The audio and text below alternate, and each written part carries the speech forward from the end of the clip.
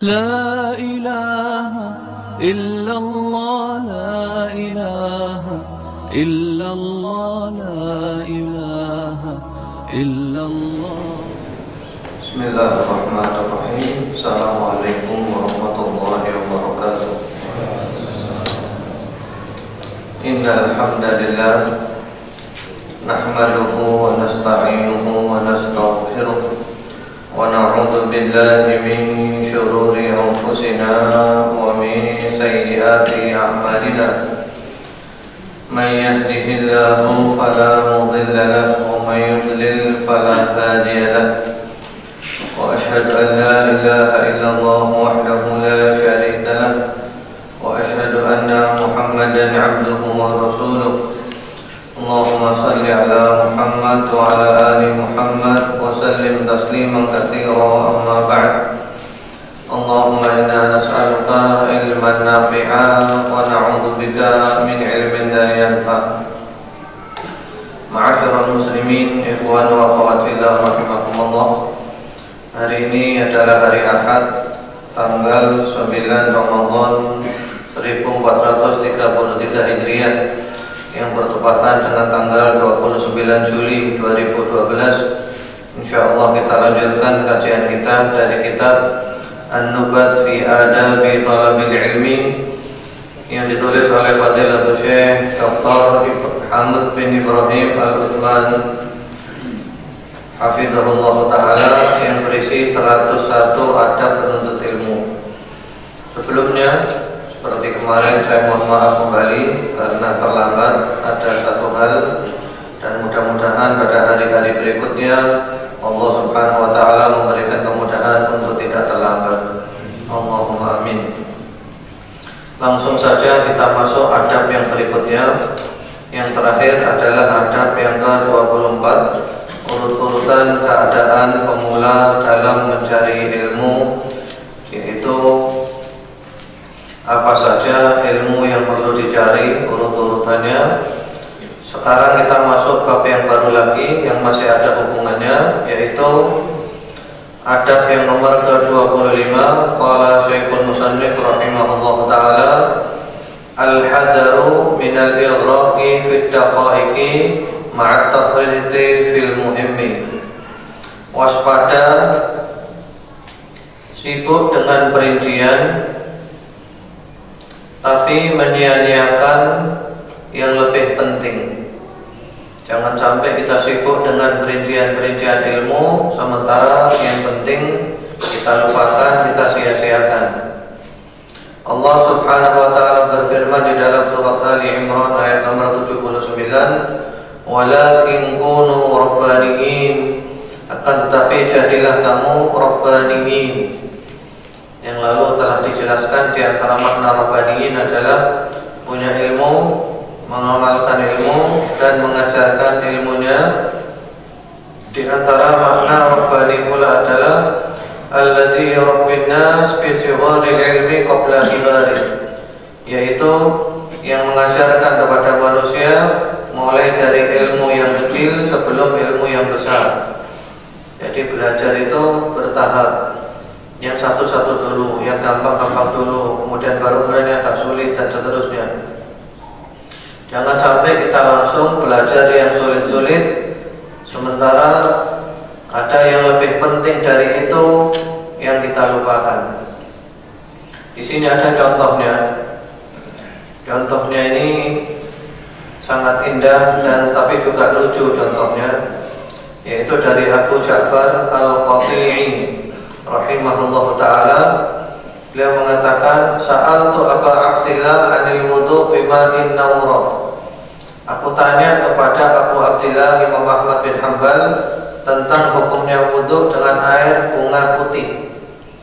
Boleh apa tidak hukumnya wudu dengan air bunga putih? Faqala ma uhibbu dzalik. Imam Ahmad bertanya, aku tidak suka. Aku tidak suka hal itu. Qultu, aku tanya lagi, atawadda bima'il baqillah. Bagaimana kalau aku wudu dengan air sayuran? Boleh apa tidak? Imam Ahmad menjawab, ma uhibbu dzalik, aku tidak suka hal itu. Lalu aku tanya lagi, atawadda bima'il wirih. Aku wudhu dengan air bunga mawar. Maka Imam Ahmad jawab, ma uhibbu dzalik, aku tidak suka hal itu. Qala faqumtu fata'allaqa fi thawbi. Lalu aku berdiri. Kata Abu Ja'far Al-Qati, aku berdiri, aku pergi. Lalu Imam Ahmad memegang bajuku, dipegang bajuku. Wa qala aish taqul idza dakhaltal masjid. Apa yang kamu baca ketika kamu masuk masjid? Fasakata, diam saja. Qala wa aish taqul idza kharajta minal masjid. Apa yang kamu baca ketika kamu keluar dari masjid? Fasakata, diam saja. Kata Imam Ahmad bin Hanbal, idhab fata'allam, ayo pergi belajar dulu. Maksudnya di sini bahwa kamu itu loh, doa masuk masjid tidak tahu, doa keluar masjid tidak tahu. Kok tanyanya pertanyaan yang aneh-aneh? Bagaimana hukumnya wudhu dengan bunga putih? Bagaimana hukumnya wudhu dengan air bunga sayur? Bagaimana wudhu dengan air dari bunga mawar dan semisalnya? Yang aneh-aneh ditanyakan, masalah yang penting dia lupakan. Doa masuk masjid tidak tahu, doa keluar masjid tidak tahu. Sudah, belajar dulu aja. Kamu belajar dulu aja doa masuk masjid, kamu belajar dulu aja doa keluar masjid. Kemudian waqala al-Marudhi, berkata al-Marudhi rahimahullah ta'ala, qala Abu Abdillah, berkata Abu Abdillah Imam Ahmad bin Hanbal, semoga Allah merahmatinya, sa'alani rajulun marratan an Ya'jud wa Ma'jud amuslimuna. Ada satu orang pada suatu hari tanya kepadaku tentang Ya'jud dan Ma'jud, apakah orang Islam? Ya'jud wa Ma'jud yang ada di surat Al-Kahfi itu ya, ditanyakan apakah itu orang Islam ya maksud itu. Apa kata Imam Ahmad? Wa qultu lahu, lalu aku jawab dia, ahakamta al-ilma hatta tas'ala anda. Apakah kamu sudah mantap ilmumu sehingga kamu tanya masalah ini? Apakah kamu sudah belajar masalah-masalah yang lain yang penting-penting? Kok tanya Ya'jud dan Ma'jud orangnya Islam atau bukan Islam? Jadi maksudnya di sini, ikhwan wa akhwati rahimahumullah, jangan sampai kita sibuk dengan masalah perincian-perincian, bahkan masalah macam-macam, sementara yang penting-penting kita lupakan. Yang lalu kita sempat menyinggung bahwa umur kita ini sedikit, sementara ilmu ini amat sangat banyak. Kalau kita sibuk dengan perincian-perincian ilmu, nanti umur kita habis hanya untuk masalah-masalah yang kurang penting. Karena umur kita terbatas, sementara ilmu ini banyak, kita pilih aja ilmu yang penting-penting.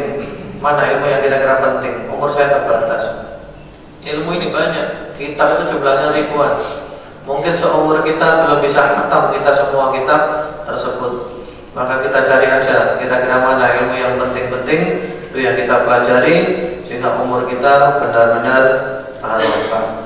Sekali lagi, tujuan daripada bab ini jangan sampai kita sibuk dengan masalah-masalah yang perincian-perincian, sementara masalah-masalah yang penting kita tidak tahu.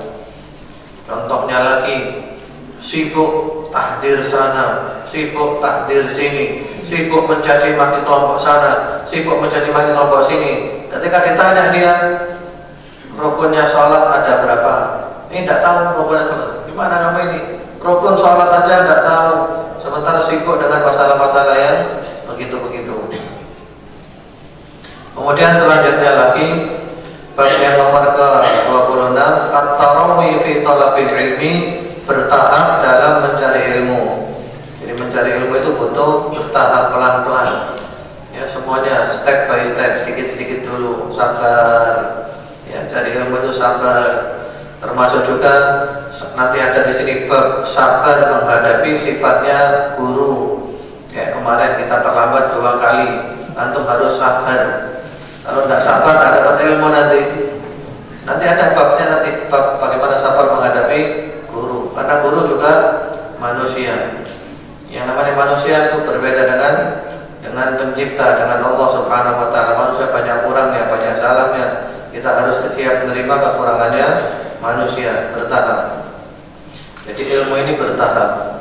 Karena kalau antum pengen ilmu yang langsung, dapat ilmu langsung ya, nah itu datang aja ke apotek. Antum bilang ke apotek ya, nanti saya kasih resepnya antum. Cari aja nanti di sana ada resep. Judul resepnya itu An-Nubat fi Adabi Thalab. Tanyakan di apotek, minta yang cair aja. Ya, jadi minta yang cair yang instan, diminum langsung paham.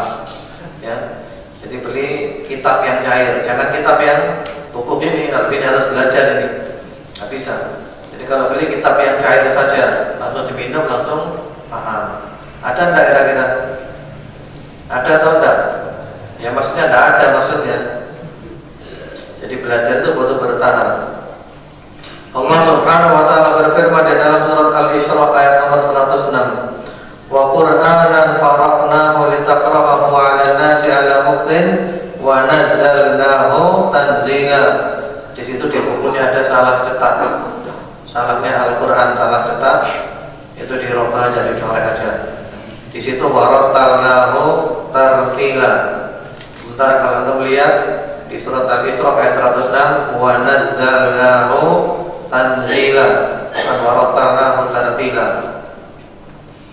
Dan Al-Quran itu kami jelaskan kepada manusia supaya kamu membacakannya kepada manusia secara perlahan-lahan, dan kami turunkan Al-Quran itu berangsur-angsur.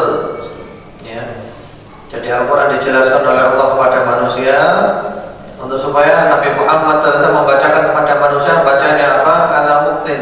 Membacanya itu perlahan-lahan, membacanya bertahap. Demikian itulah Al-Quran diturunkan oleh Allah bertahap. Selama berapa tahun? 23 tahun. Tujuannya apa? Tujuannya supaya orang itu paham, daripada turun langsung demikian, bertahap. Dan Al-Quran punya dua cara turun ya. Yang pertama-tama turun dari dari Lauhul Mahfuz ke Baitul Izzah di langit dunia, turun secara utuh pada malam Lailatul Qadar. Yang kedua dari langit dunia menuju Nabi Muhammad SAW, itu turunnya selama 23 tahun. Ada kejadian ini, turun ini, kejadian itu, turun itu. Jadi belajar ilmu memang butuh bertahap, pelan-pelan, tidak bisa langsung semuanya. Kemudian di sini dibawakan hadis daripada Rasulullah SAW melalui jalan sahabat Abdullah bin Amr bin Al-As radhiyallahu taala anhuma. Rasulullah mengatakan, "Iqra'il Qur'an fi kulli syahr." Hatamkan Al-Qur'an 1 bulan 1 kali. Kemudian sahabat Abdullah bin Amr bin As mengatakan, "Ini ajidu bi quwwah." Aku kuat lebih dari itu.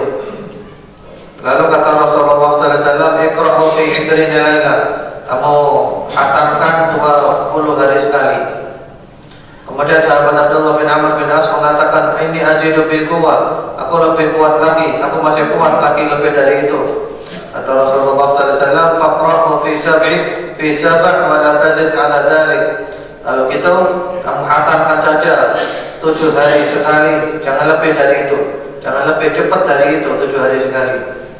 Kemudian ada juga riwayat yang lainnya, sahabat Abdullah bin Amr bin As radhiyallahu taala anhuma mengatakan bahwa Rasulullah sallallahu alaihi wasallam bersabda, "La yafqah al-Qur'an man qara'ahu fi aqall min 3."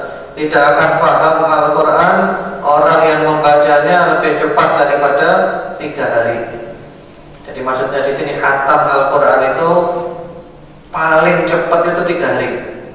Jangan khatam lebih cepat daripada 3 hari. Karena kalau ada orang khatam lebih cepat dari 3 hari, berarti dia tidak akan bisa memahami isinya Al-Quran. Kalau mau khatam 3 hari, berarti 1 hari membaca 10 juz, 3 hari khatam. Jangan lebih cepat. Jangan khatam 1 hari, jangan. Maksudnya begitu. Kecuali pada bulan Ramadan yang memang ada riwayat-riwayat dari salafus saleh. Bahkan sahabat Utsman bin Affan pernah beliau itu 1 rakaat khatam Al-Quran, ya, semalam khatam Al-Quran. Tapi itu karomah, itu kejadian luar biasa. Karomah itu. Kalau kita tidak mampu, kalau kita jangan khatam Al-Quran lebih cepat daripada 3 hari. Karena kalau orang khatam 1 hari, baca pagi sampai sore selesai khatam, itu biasanya bacanya tidak karu-karuan, ya. Alif lam mim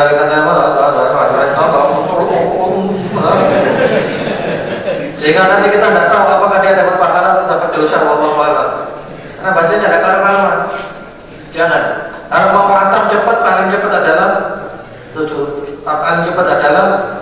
3 hari, paling cepat 7 hari, paling cepat 3 hari. Ya. Jangan lebih cepat dari itu. Ya, karena tujuannya bukan cepat-cepatan, tapi juga paham isinya apa. Al-Quran bukan hanya untuk dibaca-baca begitu. Al-Quran tujuannya adalah dibaca dan dipahami apa ini isinya, apa ini maknanya. Ya. Maksudnya di sini ilmu itu bertahap, sedikit-sedikit, step by step, pelan-pelan. Ya. Kemudian di sini ada kisah lagi. Waqala Umar bin Abdul Wahid sahib al-Auza'i. Berkata Umar bin Abdul Wahid, teman daripada al-Auza'i. Al-Auza'i imam ahli Syam, imamnya penduduk negeri Syam, mengatakan, "Arabna ala Malik al-Muwatta fi 40 yawman."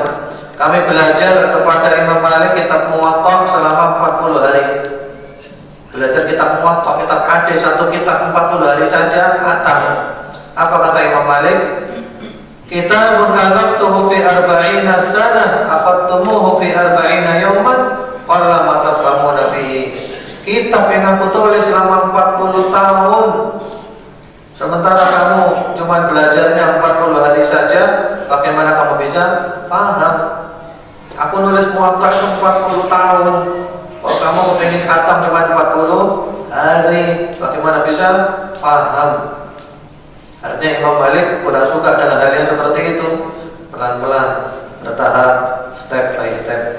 Jadi intinya di sini, ikhwan wa akhwat fillah rahimakumullah, memang belajar ilmu itu butuh kesabaran, butuh sabar ya. Belajar ilmu pelan-pelan, satu-satu.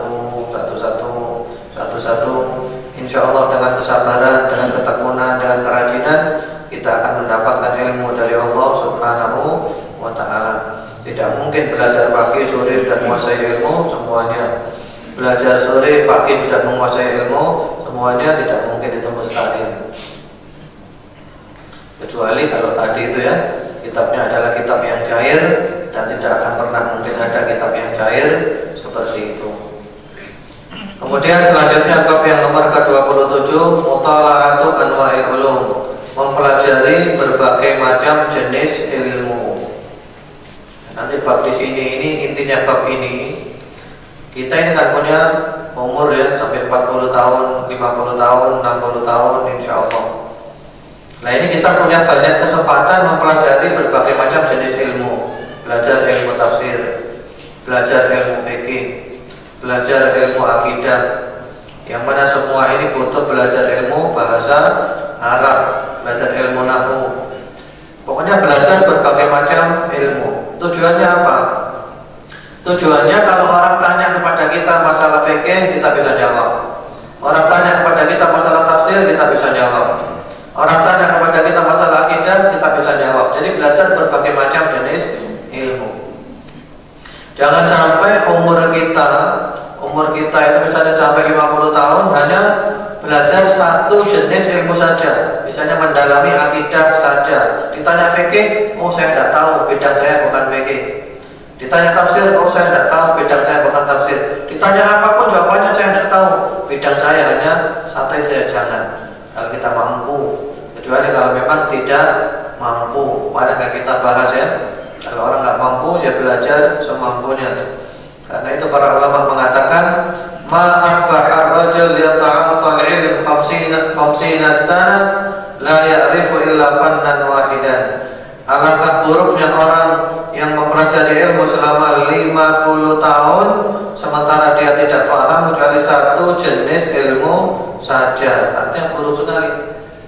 50 tahun habis umurnya hanya belajar satu jenis ilmu saja.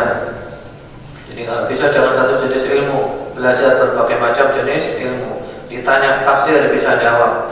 Contohnya adalah seperti Syekhuna Fadilatul Syekh Muhammad bin Shalih Al-Utsaimin rahimahullah taala, masya Allah, beliau itu benar-benar bahrun la sahila lahu.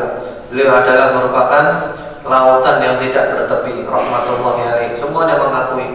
Ditanya ilmu apapun bisa jawab. Ditanya ilmu tafsir, beliau adalah pakar tafsir. Ditanya ilmu bahasa, beliau pakar bahasa.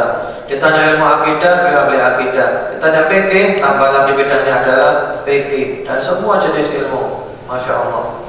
Jadi jangan sampai nanti ketika kita ditanya, kita menjawab, oh itu bukan bidang saya, oh oh itu bukan bidang saya, oh itu bukan bidang saya, oh itu bukan bidang saya. Masing-masing ada bidangnya sendiri-sendiri. Jangan. Kalau bisa ilmu agama itu kita kuasai semuanya. Karena itu alhamdulillah kurikulum yang ada sekarang ini di sekolah-sekolahan ya, bahan agama itu mencakup semua jenis ilmu. Ada kurikulum akidah, ada kurikulum tafsir, ada kurikulumnya juga fikih dan yang lain-lainnya. Harapannya apa? Ketika seseorang ditanya masalah-masalah itu, dia bisa menjawabnya dengan benar dan dengan baik. Kemudian selanjutnya ikhwan wa akhwati rahimakumullah, dhabtul usul, dhabtu usulil masail. Adab yang nomor ke-28. Dhabtu usulil masail, memantapkan pokok masalah. Memantapkan pokok masalah. Kita agak cepat sedikit ya, tapi insya Allah mudah-mudahan yang penting paham. Karena saya dengarkan rekamannya, insya Allah mudah-mudahan keterangannya bisa dipahami. Tidak terlalu cepat sekali sehingga orang tidak paham. Yang dimaksud bab yang nomor ke-28 di sini adalah kita belajar ilmu qaidah dan ilmu usul. Ada qawaid fiqhiyah, ada al-usul al-fiqhiyah, ada qaidah-qaidah, ada usul-usul. Ini penting, ini amat sangat penting. Ya. Kalau kita mau bicara yang mudah saja, qaidah dan usul itu gampangnya adalah merupakan rumus-rumus, belajar rumus. Kalau usul itu bagaimana cara memahami dalil dengan baik dan benar. Kalau kaidah itu rumus-rumusnya. Yang namanya rumus itu kata-katanya sedikit, sementara nanti perinciannya itu masuk di dalamnya banyak sekali. Orang kalau apa rumus kan enak kan? Kalau apa rumus itu enak. Berbagai masalah dia paham dengan satu rumus. Dan kita mengenai usul, kita mengenai kaidah ini banyak.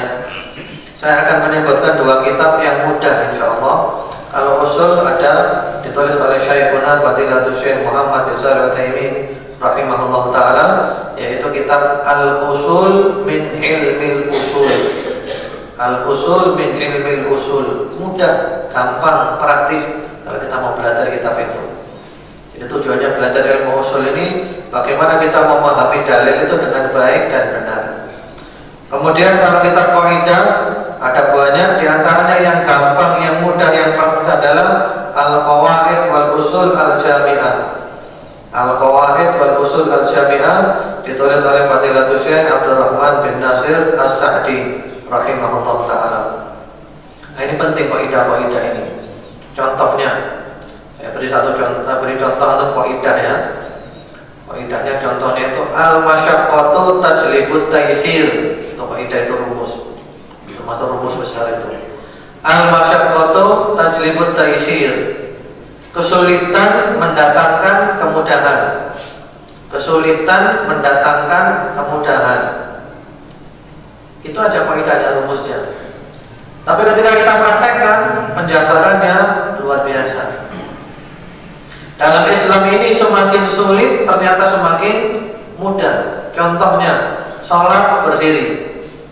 Tidak bisa berdiri, sholat duduk. Tidak bisa duduk, sholat berbaring dengan gerakan. Tidak bisa dengan gerakan, sholat dengan hati. Yang penting pokoknya sholat. Semakin sulit, semakin mudah. Ya, itu satu contoh. Ya. Mau ditambahin lagi ya? Tidak bisa dengan hati diapakan? Disolati. Ya, sudah mati disolati. Kalau belum mati ya jangan disolati dulu. Karena itu ada yang menggambarkan ya, sholatlah di belakang imam sebelum kamu disolati di depannya imam. Ya, sholatlah di belakang imam, sholat berjamaah jadi makmum sebelum disolati di depan imam, sholat jenazah. Itu contohnya lagi. Kemudian kalau mau diterapkan lagi panjang itu. Contohnya lagi kalau mau diterapkan, kesulitan mendatangkan kemudahan. Kita di atas kendaraan, kita di atas pesawat, di atas kereta api. Sholatlah dalam keadaan berdiri kalau bisa. Kalau tidak bisa, sholat sambil duduk. Sholatlah menghadap kiblat kalau bisa. Kalau tidak bisa, menghadap mana saja. Sholatlah dalam keadaan punya punya wudhu dengan air kalau bisa. Kalau tidak bisa dengan tayamum. Sholatlah dalam keadaan pakaianmu suci tidak najis kalau bisa. Kalau tidak bisa, sebisanya, tidak apa-apa. Yang penting jangan tinggalkan sholat sampai sholatnya waktunya itu lewat. Nah, itu kita ambil dari mana itu? Dari rumus.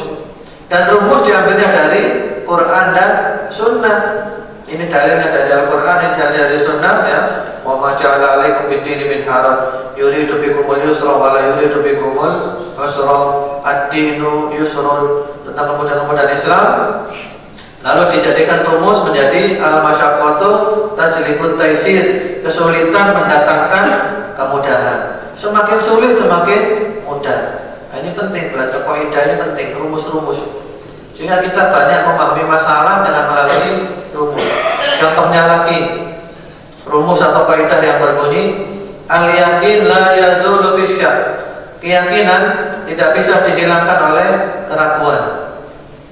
Keyakinan tidak bisa dihilangkan oleh keraguan.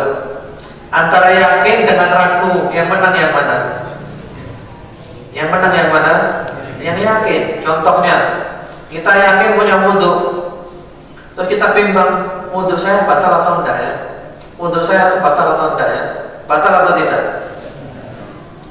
Itu kan kita yakin punya wudhu, cuma kita ragu batal atau tidak. Berarti yang menang adalah yang yakin tidak batal, berarti punya wudhu itu. Contohnya sekarang sholat, kita sholat, tengah-tengah sholat kita ragu apakah keluar angin atau tidak ya? Kita ragu keluar atau tidak, keluar atau tidak. Berarti batal atau tidak sholatnya? Tidak batal. Karena kita yakin punya wudhu, kita yakin di dalam sholat, kita ragu batalnya. Suara tidak ada, bau tidak ada, dan kita ragu batal atau tidak, berarti tidak batal. Kalau diterapkan itu panjang. Jadi yakin tidak bisa dihilangkan oleh keraguan. Jadi maksudnya di sini ikhwan wa akhwat fillah rahimakumullah, belajar ilmu usul, belajar ilmu kaidah. Sekali lagi, sebenarnya saya punya catatan ya, nama-nama kitab-kitab usul banyak sekali, nama-nama kitab kaidah banyak sekali. Tapi sudahlah, tidak usah yang sulit-sulit. Karena tujuan kita kajian ini adalah yang gampang-gampang, yang praktis-praktis, yang mudah-mudah. Ya, kalau mau belajar usul, belajar saja dari kitab Al-Usul min Ilmil Usul, ditulis oleh Fadilatul Syekh Muhammad bin Shalih Al-Utsaimin rahimahullah taala. Entah terjemahannya ada atau tidak. Demikian pula kalau mau belajar ilmu kaidah, yaitu belajar aja Al-Qawaid wal Usul Al-Jami'ah, ditulis oleh Fadilatul Syekh Abdul Rahman bin Nasir As-Sa'di rahimahullah taala. Itu yang berkaitan dengan ilmu fikih. Nanti ada lagi usul tafsir, kaidah tafsir, ada lagi nanti. Jadi intinya jangan sampai kita meninggalkan belajar tentang rumus-rumus ini. Mempersingkat waktu belajar rumus ini. Kemudian yang selanjutnya lagi adalah bab yang adab yang nomor ke-29. Mabda'ul ilmi wa tamamuhu, landasan ilmu dan kesempurnaan ilmu. Nah, ini ilmu yang paling penting ini. Kemarin kita berbicara tentang tingkatan-tingkatan ilmu yang tahapan dalam belajar. Nah, sekarang ini ada lagi. Sekarang ini pembahasannya adalah tentang landasan ilmu dan kesempurnaan ilmu. Ilmu apa? Ilmu yang paling penting, landasannya, prinsipnya, kesempurnaannya. Di sini dikatakan la syakka anna afdalal ulumi huwa ilmu tauhid. Tidak diragukan lagi ilmu yang paling penting adalah ilmu tauhid. Lianna syarafal ilmi bi syarafil ma'lum. Karena keutamaan suatu ilmu itu tergantung keutamaan apa yang dibahas dalam ilmu itu. Ilmu tauhid yang dibahas apa? Yang dibahas apa? Yang dibahas adalah Allah. Berarti ilmu tauhid adalah merupakan ilmu yang paling agung, nomor 1. Yang dibahas adalah tentang Allah Subhanahu wa ta'ala.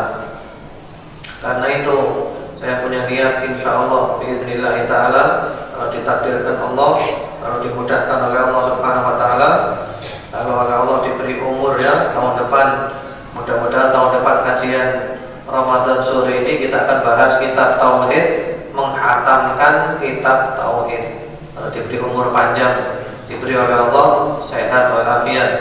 Ya, nanti di sini ada bab mendoakan guru. Jadi di sini nanti ada bab mendoakan guru ya. Jadi kita bahas panjang lebar babnya. Nah, sebelum saya bahas panjang lebar, seandainya antum ingin mendoakan saya cuma minta kepada antum 3 doa saja, tidak banyak-banyak. Kalau antum mau doakan guru, kalau antum anggap saya guru ya, mau mendoakan saya minta 3 doa saja, tidak usah banyak-banyak. Doakan pertama-tama diberi oleh Allah sehat walafiat. Yang kedua, doakan oleh Allah diberi istiqomah.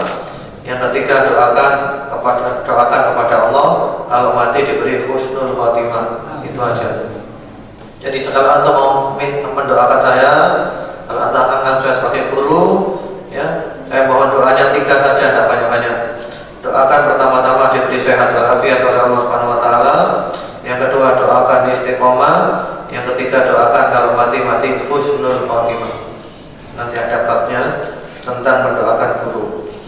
Jadi mudah-mudahan tahun depan kalau diberi oleh Allah umur panjang, diberi sehat, diberi istiqomah, mudah-mudahan kita bisa menghatamkan kitab tauhid pada bulan Ramadan tahun depan insyaallah. Karena kalau kitab ini terus terang memang agak berat-berat sedikit. Ada bab-bab yang agak berat-berat sedikit. Mungkin ada sebagian orang yang merasa berat dalam bab-bab tertentu. Kalau menurut antum bagaimana? Berat tak kitab ini? Atau gampang? Mungkin agak berat-berat sedikit ya, tapi tidak apa-apa lah kita bahas karena ini penting, adabnya menuntut ilmu. Setelah khatam ini baru kita belajar banyak kitab-kitab yang lainnya nanti. Jadi ilmu yang paling agung, ilmu yang paling utama adalah ilmu tauhid. Karena suatu jenis ilmu itu tergantung keutamaan apa yang dibahas. Sementara kitab tauhid adalah sementara ilmu tauhid adalah ilmu yang Allah mengutus para rasul semuanya membawa ajaran tauhid. Allah menurunkan kitab semuanya tujuannya adalah menegakkan tauhid. Allah menciptakan makhluk semuanya tujuannya adalah untuk mengisahkan Allah Subhanahu wa taala. Dan kitab yang terbaik, kitab tauhid ini yang terbaik adalah kitab yang ditulis oleh Syekhul Islam Muhammad bin Abdul Wahhab rahimahullah taala. Itu kitab yang terbaik, kitab tauhid yang menyangkut tauhid uluhiyah, yang kemudian oleh orang-orang ya ditakut-takuti. Jangan sampai belajar kitab itu kitabnya Wahabi, kitabnya Wahabi. Padahal kalau ditanya apa sih Wahabi itu, tidak bisa jawab Wahabi itu apa. Pokoknya seakan-akan Wahabi sesuatu yang menakutkan.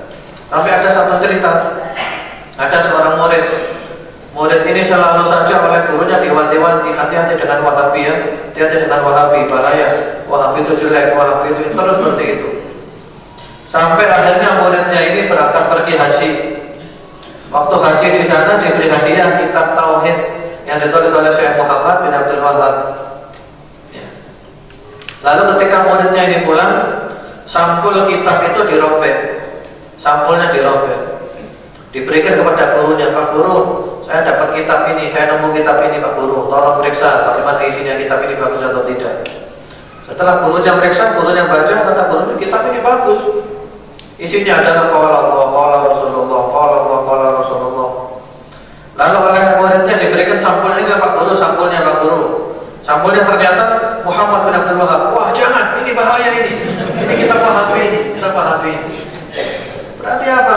Berarti tidak seperti Wahabi itu apa sih Wahabi? Saya tidak paham. Kalau ada orang bilang apa sih yang dimaksud Wahabi itu apa? Kalau katanya Wahabi tidak mau sholawat, siapa bilang? Wahabi malah mengajarkan banyak sholawat. Dan sebenarnya kelompok Wahabi itu tidak ada, tidak pernah ada. Itu diberi nama saja. Dan kalau kita mau belajar sejarah ya, yang pertama memberi gelar nama kelompok Wahabi itu adalah penjajah Inggris. Kalau kita mau jujur, waktu itu negara India dijajah oleh Inggris, ya dijajah oleh Inggris, kalah mereka. Kemudian pulang para penuntut ilmu dari Mekah pulang menuju India. Dan para penuntut ilmu dari Mekah ini ketika di India mengobarkan semangat jihad melawan Inggris. Karena tauhid, orang tauhid itu berani-berani militan-militan melawan penjajah. Nah, penjajah di sini ingin memecah belah barisan kaum muslimin. Akhirnya diberi gelar hati-hati dengan lulusan-lulusan Mekah itu. mereka membawa ajaran namanya ajaran Wahabi. Hati-hati dengan lulusan dari Mekah, mereka bawa ajaran namanya ajaran Wahabi. Jadi kalau ada orang yang menuduh, kalau ada yang mengajarkan tauhid, mengajarkan sunnah, dituduh sebagai kelompok Wahabi, maka berarti orang ini ikut siapa? Ikut Inggris.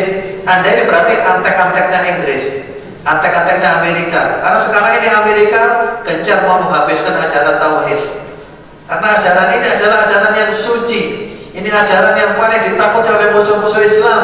Ini ajaran mengajak kepada Islam yang murni, mengajak kepada Islam yang asli, mengajak kepada tauhid, la ilaha illallah Muhammadur Rasulullah. Ini ajaran yang mengatakan yang hak adalah hak, yang batil adalah batil. Ini ajaran tauhid. Karena mereka sangat takut diberi gelar ini ajaran Wahabi, tidak toleran, ini ajaran teroris, radikal. Tidak, dibedakan. Jadi kitab tauhid ini penting sekali ya. Yang mana nanti kita singgung aja sedikit daripada kajian ilmu tauhid. Sekarang kita lanjutkan dulu di dalam kitab ini. Jadi yang pertama-tama adalah ilmu tauhid, belajar ilmu tauhid. Jangan sampai kita tidak mengerti ilmu tauhid. Itu adalah ilmu tentang la ilaha illallah. Sahabat Amr bin As radhiyallahu taala mengatakan, "Inna afdala ma na'uddu syahadata an la ilaha illallah wa anna Muhammadar Rasulullah." Sesungguhnya yang paling afdal yang kami persiapkan adalah persyahadatan, persaksian la ilaha illallah Muhammadur Rasulullah. Itu adalah persiapan kita yang paling afdal. La ilaha illallah, tauhid, Muhammadur Rasulullah, belajar sunnah kepada sunnahnya Nabi Muhammad sallallahu alaihi wa ala alihi wasallam. Semua nabi ajarannya satu, ajaran tauhid, la ilaha illallah. Bagaimana mungkin kita mengaku orang Islam tidak mengerti la ilaha illallah? Sehingga masih banyak orang Islam yang terjerumus dalam kesyirikan, menyekutukan Allah Subhanahu wa taala. Kemudian yang kedua adalah ilmu Al-Qur'an, ilmu Al-Qur'an. Ini ilmu Al-Qur'an. Kemarin kita bahas yaitu tentang menghafal Al-Qur'an ya, dan semisalnya. Kalau sekarang ini bukan hanya menghafal tapi berusaha memahami. Karena Al-Quran adalah firman Allah Subhanahu wa taala. Ini termasuk asyraful ulum, firman Allah Subhanahu wa taala. Kita beribadah kepada Allah dengan membaca Al-Quran. Kita beribadah kepada Allah dengan mempelajari Al-Quran. Kita beribadah kepada Allah dengan berusaha memahami Al-Quran.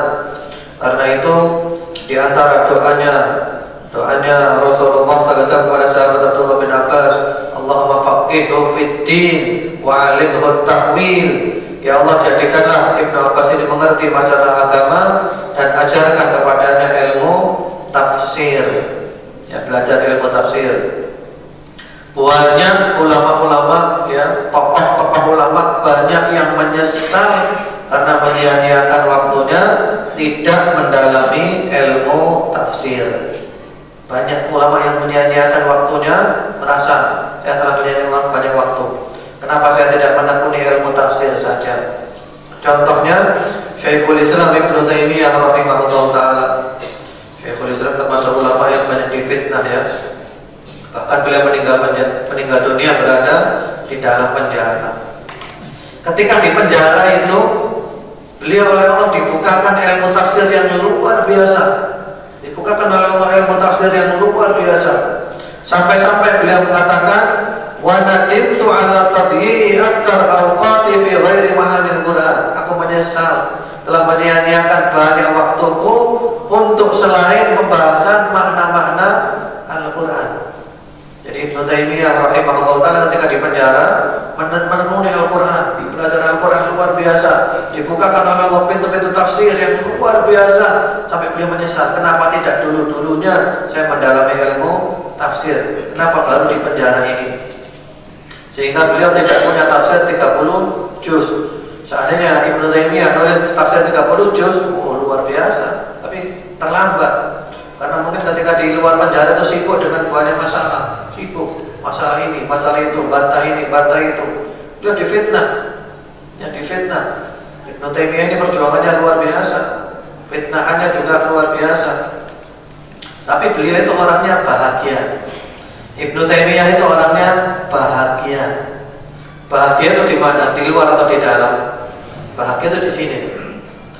Ibnu Taimiyah ditangkap, dimasukkan penjara. Maksudnya apa? Itu kapok masuk penjara, biar kapok masuk penjara. Ternyata ketika di dalam penjara apa beliau mengatakan?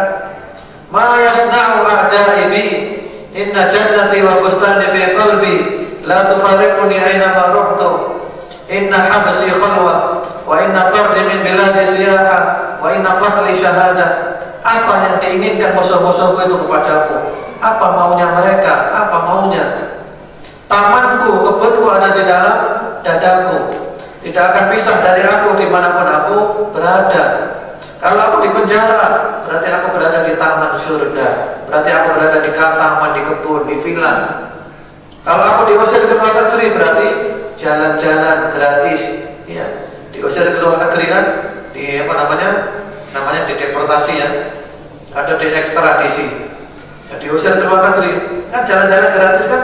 Tidak ikut ngurus paspor, tidak ikut ngurus visa, jalan-jalan gratis, nggak usah beli tiket. Sementara kalau mau dibunuh matinya mati syahid. Inilah yang namanya orang bahagia itu ya, ini bahagia itu. Bahagia itu di sini. Orang yang bahagia itu dimanapun dia berada bahagia. Mau di kota, mau di desa, mau di hutan, mau di gunung, mau di laut, mau di udara, mau di darat, mau dimanapun dia berada bahagia. Karena bahagia ada di dalam hatinya. Sementara kalau orang bahagianya ada di luarnya, maka ini orang yang tidak pernah bahagia.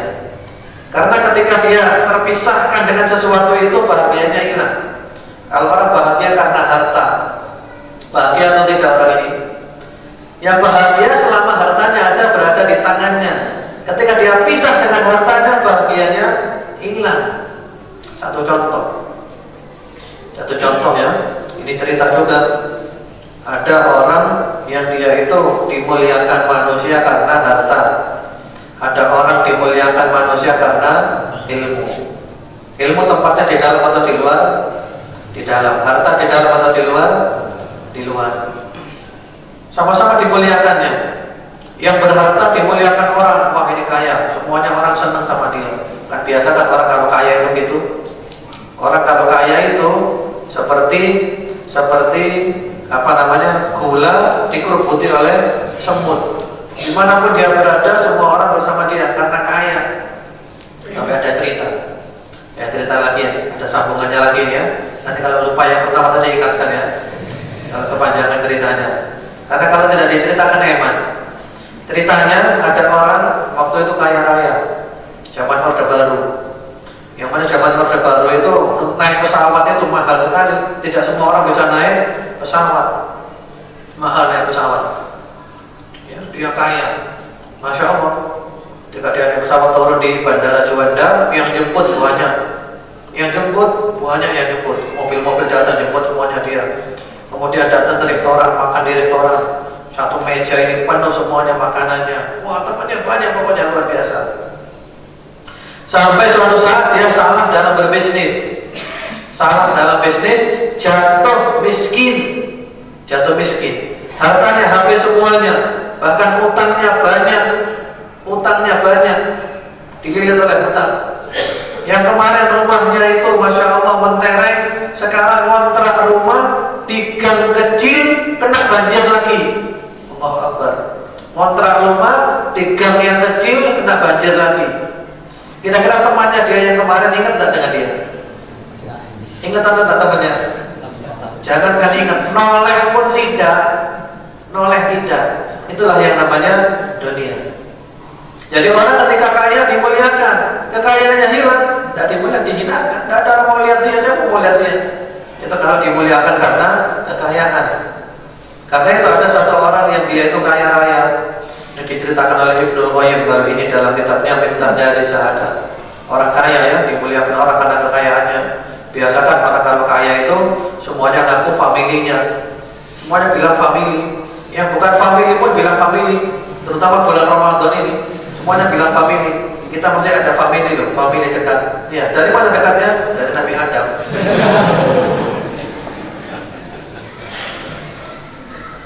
Suatu ketika bepergian, zaman dulu kalau orang pergi itu kan bawa harta. Nah, zaman dulu tidak ada penyimpanan uang ya, kayak bank nggak ada.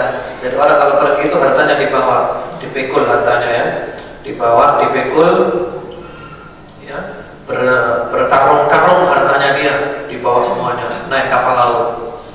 Subhanallah, di tengah laut kena ombak, kapalnya pecah, hartanya tenggelam semuanya, dan orang ini berhasil selamat tapi hartanya hilang. Kemarin dia kaya, dimuliakan orang, sekarang hartanya habis. Kira-kira sekarang setelah dia selamat, hartanya habis, dimuliakan orang atau tidak? Tidak ada orang mau lihat dia miskin, punya apa dia? Siapa yang mau dengan dia? Bahkan yang kemarin bilang familinya pun tidak mau mengakui kalau dia ini adalah familinya karena jatuh miskin. Sehingga ketika dia ditanya, wahai bapak, kalau bapak dimintai wasiat, tolong beri saya wasiat, apa wasiatnya kira-kira? Wasiatnya apa? Wasiatnya adalah carilah harta, kalau kapalnya pecah, hartanya tidak habis. Apa itu? Carilah harta, kalau kapalnya pecah, hartanya tidak habis. Karena juga yang naik perahu itu juga orang berilmu. Orang berilmu itu naik perahu itu, perahunya tenggelam, orang berilmu selamat, tapi tetap dimuliakan orang karena ilmunya berada di dalam hati. Ini dimuliakan karena ilmu, ini dimuliakan karena harta. Ilmu tetap di mana-mana. Sementara kalau harta, ya seperti itu. Jadi mempelajari ilmu tafsir Al-Quran, mendalami ilmu tafsir Al-Quran, Syekhul Islam Ibnu Taimiyah ini luar biasa. Sampai matinya di dalam penjara dibuka ilmu tafsir. Nah ini juga sebenarnya untuk tahun depan mudah-mudahan dimudahkan oleh Allah. Pilihannya itu dua, mempelajari ilmu tauhid atau ilmu tafsir. Mudah-mudahan tahun depan seperti itu. Kalau dimudahkan oleh Allah dihidupkan kita ya sampai Ramadan tahun depan. Karena kalau kitab tauhid nanti kajiannya yang mirip-mirip ini agak ngebut-ngebut sedikit. Karena tujuannya adalah menghatamkan kitab. Tapi penting kita paham satu kitab kutub yang namanya tauhid. Kalau tafsir, nah itu kita nggak kejar, nggak cepet-cepetan. Kita kasih satu ayat aja sampai secara mendalam, sampai sepuas-puasnya, baru pindah kepada ayat berikutnya. Dan kita tidak punya target untuk surat-surat tertentu. Wallahu a'lam lah, nanti insyaallah tahun depan kita istiqoroh minta petunjuk kepada Allah Subhanahu wa taala enaknya seperti apa, dan itu pun kalau kita diberi hidup oleh Allah Subhanahu wa taala. Ilmu yang ketiga yang merupakan landasan ilmu dan kesempurnaan ilmu adalah ilmu halal wal haram. Itu ilmu tentang ilmu fikih, ilmu halal dan haram. Imam Syafi'i rahimahullah taala berkata kepada Yunus bin Abdullah, "Alaika bil fikhi fa innahu qatfa asy-syami yahmal min 'amihi."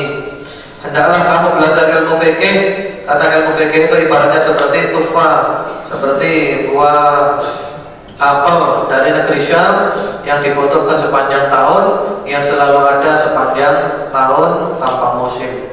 Jadi ilmu fikih ya halal haram kita tahu.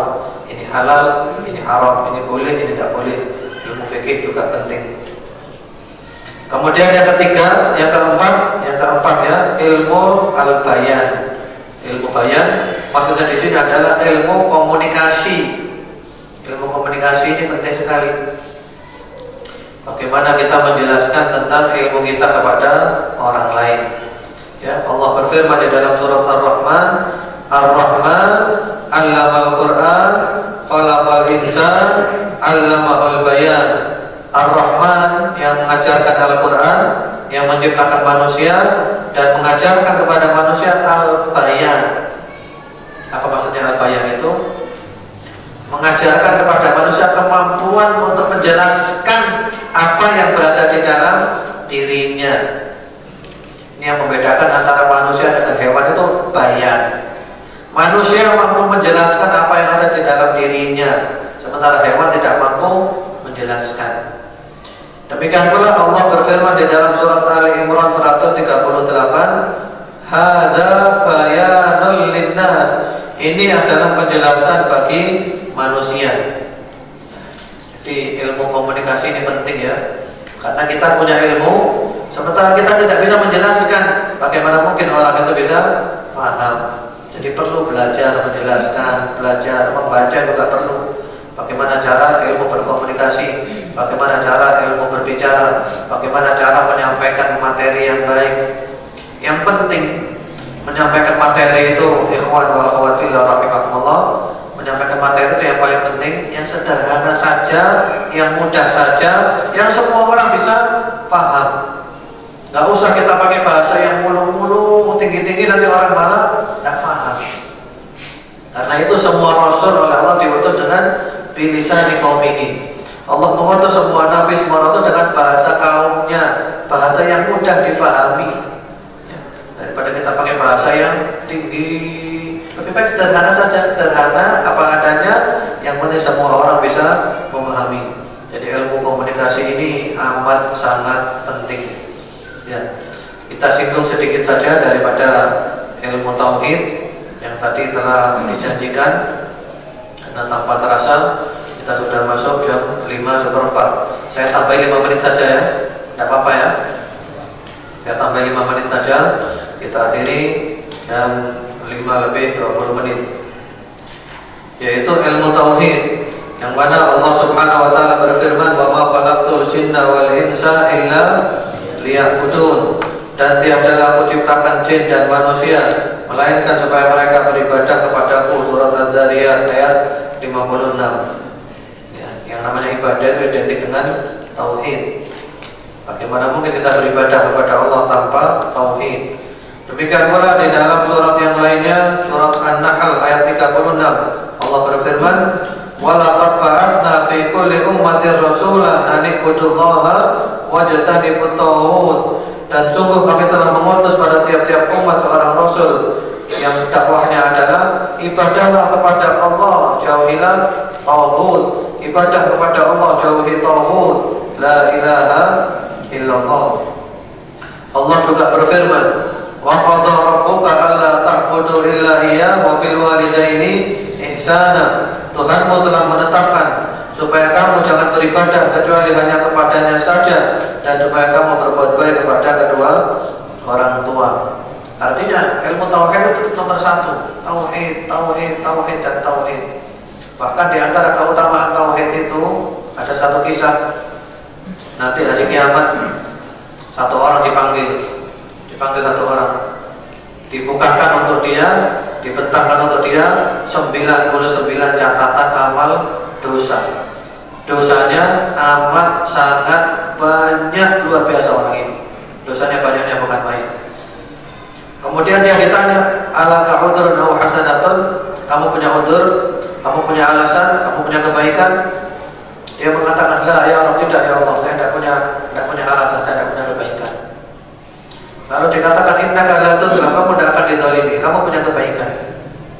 Lalu dikeluarkan milik orang itu, fatukhraju lahu bitaqatun fiha asyhadu an la ilaha illallah wa asyhadu anna Muhammadar Rasulullah. Dikeluarkan miliknya orang itu satu kartu kecil yang isinya adalah asyhadu an la ilaha illallah wa asyhadu anna Muhammadar Rasulullah. Jadi orang ini walaupun banyak dosanya, tapi orang ini tidak pernah menyekutukan Allah. Orang ini mengikuti sunnahnya Rasulullah SAW. Mungkin saja dosanya itu karena kalah oleh hawa nafsu. Lalu dia mengatakan, "Ya Allah, ma hadhihi bitaqah, ma hadhihi sijillat." Wahai Allah, apalah artinya kartu kecil ini dibanding dosa saya yang banyak ya Allah. Dosa saya banyak ya Allah. Ini kartu cuma kecil, kalau ditimbang nanti kalah. Kamu tidak akan dizalimi, ini adil. Lalu ditimbang. Fatudhu sijillat fi kifatin wal bitaqatu fi kifatin. Fatoshatis sijillat wa taqulatil bitaqah. Ya. Dosa-dosanya dia yang banyak tadi 99 catatan amal ya, yang mana masing-masing itu isinya dosa sejauh mata memandang. Dosanya banyak, bukan main ditimbang. Kartu kecil diletakkan pada satu daun timbangannya lagi. Timbangannya anjlok, yang berat adalah kartu kecilnya. Artinya berkat fadilahnya tauhid, dosanya diampuni oleh Allah Subhanahu wa taala. Namun jangan meremehkan dosa ya. Maksudnya di sini itu orang berbuat dosa itu ada dua. Orang berbuat dosa yang diampuni Allah, dan orang berbuat dosa yang tidak diampuni Allah, yang dihukum oleh Allah. Orang berbuat dosa yang diampuni Allah itu adalah orang berbuat dosa yang dia menyesal. Dia menyesal. Dia berusaha menutupi dosanya, tidak ada orang tahu. Dia selalu menyesali. Ya. Karena Rasulullah bersabda, "Kullu ummati mu'afan illal mujahirin." Umatku semuanya selamat kecuali mujahirin. Siapakah mujahirin itu? Mujahirin itu adalah orang berbuat dosa malam hari, ditutupi oleh Allah dosanya, tidak ada orang tahu. Kemudian keesokan harinya dia malah cerita-cerita kepada orang-orang, wah saya tadi malam begini, saya tadi malam begitu. Bukan menyesal, tapi malah bangga, malah cerita. Ini tidak diampuni oleh Allah Subhanahu Wa Taala. Sementara ada lagi orang berbuat dosa, tapi dia menyesal, ya Allah, kenapa saya kok gini, ya Allah? Ya Allah, saya menyesal, ya Allah. Ya Allah, saya kepingin taubat, ya Allah. Ya Allah, bukalah pintu hidayah, ya Allah. Inilah orang yang insya Allah diampuni dosanya oleh Allah Subhanahu Wa Taala. Ya. Jadi fadilah tauhid menghapus dosa. Sebagaimana juga di dalam hadis qudsi, Allah Subhanahu wa taala berfirman, "Ya ibna Adam, law ataitani bi qurabil ardi khataya, thumma laqitani la tusyriku bi syai'a, la ataituka bi qurabiha maghfiratan." Wahai anak Adam, wahai manusia, kalau kamu datang kepadaku dengan membawa sepenuh bumi dosa, tapi kamu tidak membawa dosa syirik, maka aku datang kepadamu dengan membawa sepenuh bumi pula ampunan. Dosanya sepenuh bumi, ampunannya Allah sepenuh bumi. Karena apa? Dosa yang paling besar adalah dosa syirik. Karena itu perlu belajar ilmu tauhid ini amat sangat penting dan penting. Masih banyak orang berbuat syirik, masih banyak. Ya, yang mana syirik kalau dijadikan ada 4. Ya, syirku ad-da'wah, syirik dalam hal doa. Syirkun niyah, syirik dalam hal niat. Syirkul ta'ah, syirik dalam hal ketaatan. Syirkul mahabbah, syirik dalam hal cinta. Itu intinya syirik-syirik besar. Ya, yang pertama tadi kalau kita urut-urutan ya, syirkun niyah, syirik dalam niat. Beramal bukan karena Allah. Munafik, riya, ingin didengar, ingin dipuji, macam-macam. Ini masuk dalam bab syirik niat. Syirkul dakwah, syirik dalam doa, minta-minta kepada selain Allah Subhanahu wa taala.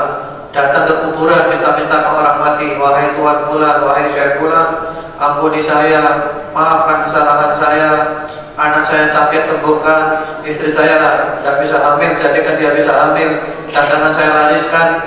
Ada tidak orang seperti ini? Masih banyak ini syirik besar. Kenapa tidak minta kepada Allah, meminta kepada kuburan? Kemudian termasuk juga di dalamnya adalah percaya kepada dukun, percaya kepada tukang ramal. Ya sekarang ini masih banyak percaya dengan jimat-jimatan. Masih banyak orang punya jimat. Kemudian syirik dalam ketaatan. Ini berkaitan dengan hukum, berhukum dengan hukum selain hukum Allah Subhanahu wa taala. Ini syirik besar. Ya. Apalagi meyakini hukum itu lebih baik daripada hukumnya Allah Subhanahu wa taala. Syirik dalam cinta. Mencintai yang selain Allah seperti cinta kepada Allah, bahkan lebih mencintai yang selain Allah daripada cinta kepada Allah. Seperti orang sekarang kebanyakan cintanya kepada apa?